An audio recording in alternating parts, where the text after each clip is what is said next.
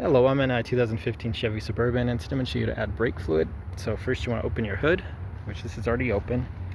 And then on your driver's side here, you're going to look for this reservoir. This would be the cap you're going to add to.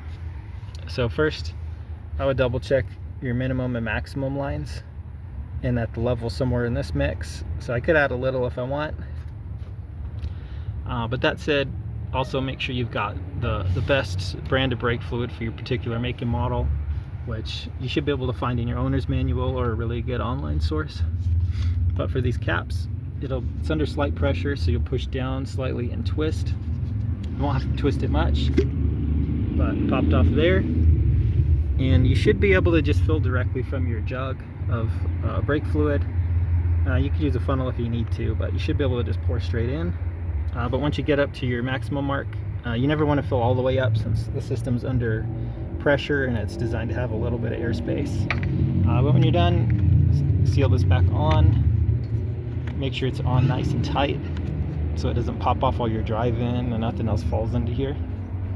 And then as every system, double check there's no leaks that you can find, so all the hoses and everything are sealed properly, no cracks in the reservoir or the system. But I hope this was helpful. Hope you have a wonderful day.